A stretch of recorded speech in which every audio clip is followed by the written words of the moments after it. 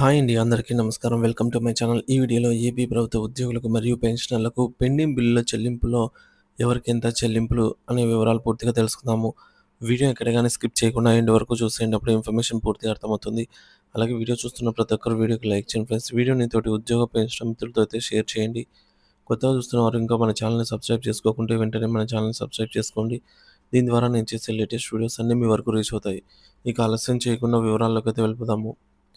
Friends ఇక విషయానికొచ్చినట్లయితే, ప్రస్తుత బకాయిల విడుదలతో ఉద్యోగులకు కొత్త ఊరట లభించినప్పటికీ వారి అసలు ఆందోళన గతం నుంచి పేరుకుపోయిన భారీ బకాయిల గురించి 2018 నుంచి 2020 మధ్య కాలంలో చెల్లించాల్సిన సుమారు 25,000 కోట్ల రూపాయల విలువైన బకాయిలు ఇప్పటికీ పెండింగ్‌లోనే ఉండటం ఉద్యోగులను, పెన్షనర్లను తీవ్రంగా వేధిస్తున్న సమస్య. ఈ బకాయిల చెల్లింపులకు ఒక స్పష్టమైన కార్యాచరణ ప్రణాళికను సిద్ధం చేయాలని ఉద్యోగ సంఘాలు నూతన ప్రభుత్వాన్ని బలంగా కోరుతున్నాయి.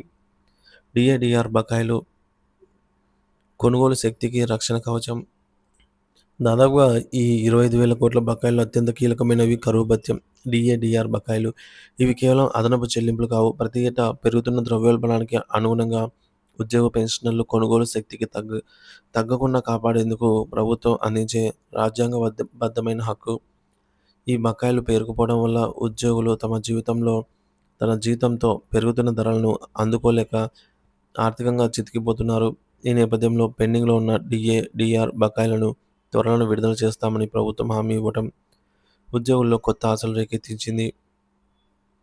పీఆర్సీ, ఐఆర్‌పై ఉద్యోగుల ఆశలు, భవిష్యత్తుకు భరోసా. బకాయిల చెల్లింపులతో పాటు ఉద్యోగుల భవిష్యత్తు ఆర్థిక భద్రతకు సంబంధించి 2 కీలక అంశాలపై ప్రభుత్వం దృష్టి సారించాలని ఉద్యోగ సంఘాలు కోరుతున్నాయి.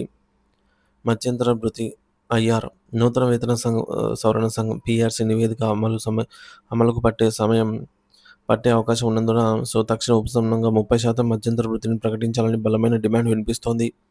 ఇది ఉద్యోగుల ప్రస్తుత ఆర్థిక అవసరాలను తీర్చడంలో ఎంతగానో సహాయపడుతుంది. రెండవది నూతన పీఆర్సీ.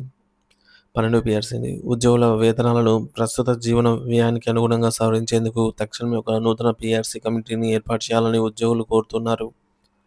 ఈ కమిషన్ కాలపరిమితితో నివేదికను సమర్పించి దాని సిఫార్సులను ప్రభుత్వం వేగంగా అమలు చేస్తేనే ఉద్యోగుల జీవన ప్రమాణాలు మెరుగవుతాయి. ప్రభుత్వ చిత్తశుద్ధికి ఇది ఒక అగ్ని పరీక్ష లాంటిది. గతంలో పేరుకుపోయిన ఈ భారీ బకాయిలను పరిష్కరించడంలో ప్రస్తుత ప్రభుత్వానికి పెద్ద సవాలు. అదే సమయంలో వారి చిత్తశుద్ధికి ఒక అగ్ని పరీక్ష కూడా.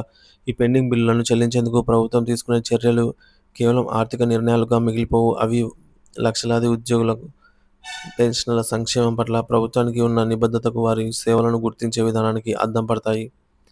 ఈ దిశగా సానుకూల అడుగులు వేయడం ద్వారా ప్రభుత్వం ఉద్యోగులలో నమ్మకాన్ని పునరుద్ధరించి, వారి నైతిక స్థైర్యాన్ని పెంచి పరిపాలనా యంత్రాంగం యొక్క సామర్థ్యతను, సానుకూల ప్రభావాన్ని చూపగలదు.